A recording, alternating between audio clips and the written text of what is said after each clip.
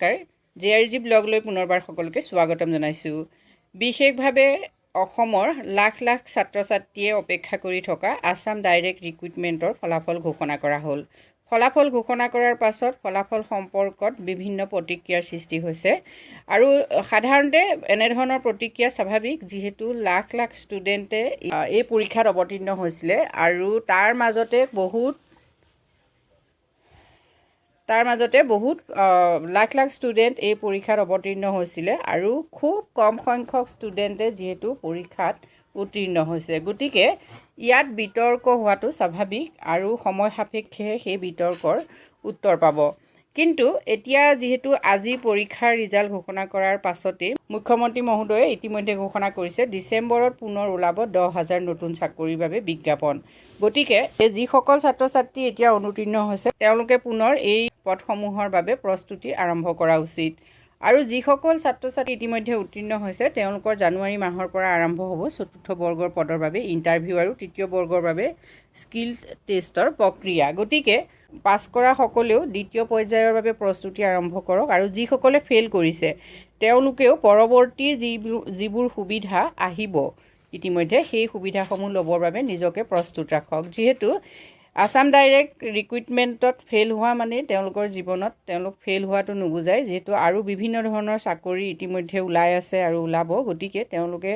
প্ৰস্তুতি অব্যাহত ৰখা উচিত এতিয়া আজি এই আসাম ডাইৰেক্ট ৰিক্ৰুটমেণ্টৰ যি ফলাফল ঘোষণা কৰিলে এই ফলাফলত কাট অফ মাৰ্কটো কি আমি সেই সম্পৰ্কে চাওঁচোন আহক যেহেতু পৰীক্ষাৰ ৰিজাল্টটো দিছে নট কোৱালিফাইড জাষ্ট এটা বাক্যৰ দ্বাৰা গতিকে ছাত্ৰ-ছাত্ৰীসকলে এতিয়ালৈকে নিজৰ মাৰ্কছটো গম পোৱা নাই পৰৱৰ্তী পৰ্যায়ত সেবাই এই ক্ষেত্ৰত কি নিৰ্দেশনা দিয়ে সেই কথাটো এতিয়ালৈকে নিশ্চিত নহয় যেটো মাৰ্কশ্বিট দিবনে নিদিয়ে কিন্তু কাট অফ মাৰ্কটো ইতিমধ্যে ওলাইছে গতিকে কাট অফ মাৰ্কটো মই আপোনালোকক জনাবলৈ চেষ্টা কৰিছোঁ কাট অফ মাৰ্কখিনি আপোনালোকে চাওক HSSLCৰ পেপাৰ 3 যি অৱতীৰ্ণ হৈছিলে তেওঁলোকৰ জেনেৰেলৰ 123 জেনেৰেল Wৰ 112.50 আৰু SCৰ 115.50 SCWৰ 105 STPৰ 112.50 STPWৰ 102 STHৰ 93 STHWৰ 82.50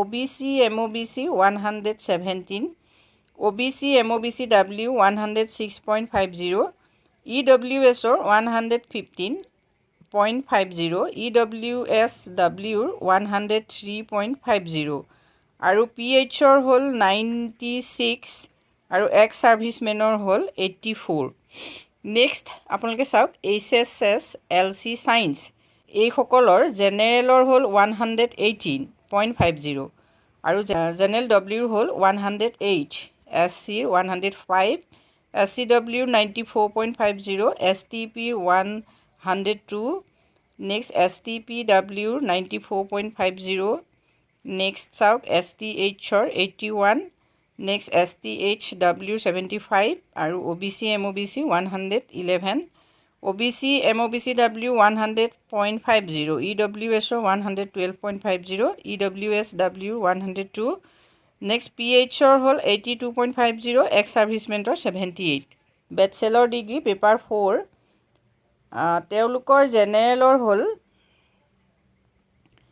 147 bachelor degree with computeৰৰ 126 আৰু bachelor degree in library scienceৰ 112 next আহিলে bachelor degree with shorthand তেওঁলোকৰ হ'ল 120.75 next হ'ল জেনেৰেল W সকলৰ বাবে আপোনালোকে চাওক বেচেলৰ ডিগ্ৰীত 134.75 next bachelor degree with computer তেওঁলোকৰ বাবে হ'ল 113.75 bachelor degree in library science 110.25 bachelor degree with shorthand 112 SCৰ বাবে বেচেলৰ ডিগ্ৰী সকলৰ SCৰ হ'ল 141 নেক্সট আহিলে SCWৰ 124 আৰু STPৰ হ'ল 136 STPWৰ 119 STHৰ 129 STHWৰ 112 আৰু OBC MOBC 143.50 OBC MOBC W 127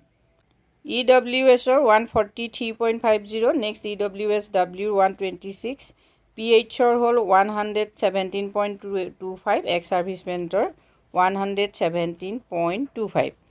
next আহিলে বেচেলৰ ডিগ্ৰী উইথ কম্পিউটাৰৰ ইতিমধ্যে জেনেৰেল আৰু জেনেৰেল W কৈছোঁৱেই। SC কাট অফ মাৰ্ক হ'ল 108।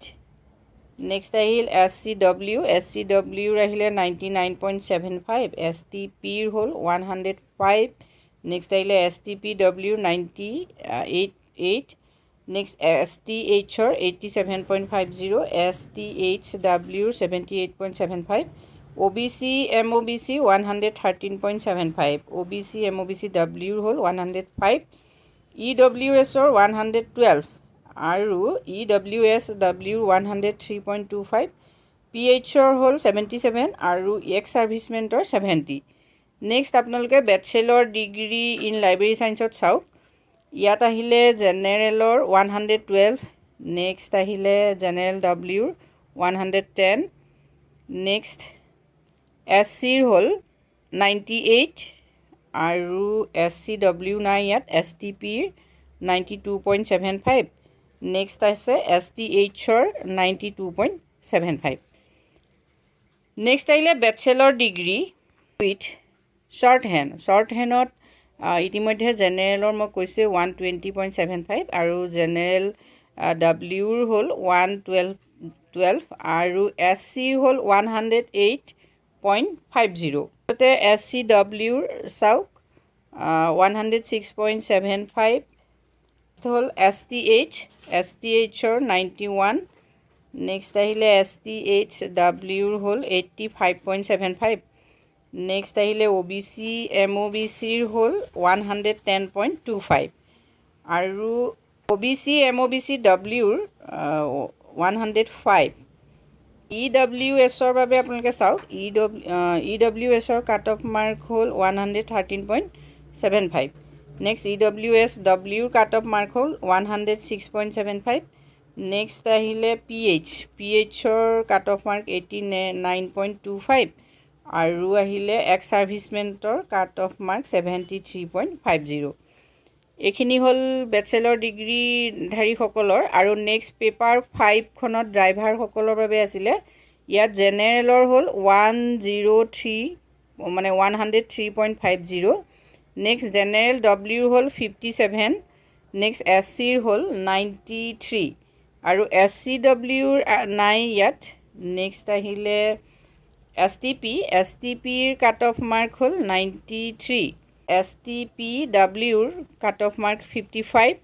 নেক্সট আহিলে STHৰ হ'ল 78, নেক্সট STHW নাই। তাৰপিছত OBC MOBC cut off mark আহিলে 96 আৰু OBC MOBC Wৰ 51। নেক্সট আহিলে EWSৰ 97.50, নেক্সট আহিলে EWSWৰ হ'ল 92.50 আৰু PHৰ কাট অফ মাৰ্ক ইয়াত দিয়া নাই। তাৰপিছতে এক্স ছাৰ্ভিচমেণ্টৰ হ'ল 78। গতিকে এইখিনি হ'ল আজিৰ ৰিজাল্টৰ কাট অফ মাৰ্ক। পৰৱৰ্তী পৰ্যায়ত যেতিয়া মাৰ্কশ্বিট দিব নিশ্চয় আপোনালোকে গম পাব কিমান নম্বৰ পালে, কিন্তু এইটো নিশ্চিত যে এই কাট অফ মাৰ্কৰ তলত যিসকলে নম্বৰ পাইছে তেখেতসকলে উত্তীৰ্ণ হোৱা নাই। কিন্তু আমি পুনৰবাৰ কৈছোঁ, যিসকল উত্তীৰ্ণ হোৱা নাই তেখেতসকলে ভৱিষ্যতে এনেধৰণৰ এক্সামবিলাকত এপিয়াৰ হ'বলৈ এতিয়াৰ পৰা প্ৰস্তুতি আৰম্ভ কৰক। আজি ভিডিঅ'টোত আমি ইমানখিনি তথ্য আপোনালোকলৈ আগবঢ়াইছোঁ। যদি উপকৃত হৈছে তেতিয়াহ'লে লাইক কৰিব, শ্বেয়াৰ কৰিব আৰু ভৱিষ্যতে এনেধৰণৰ ভিডিঅ' পাবৰ বাবে মোৰ চেনেলটো ছাবস্ক্ৰাইব কৰি থ'বলৈ নাপাহৰিব। ধন্যবাদ।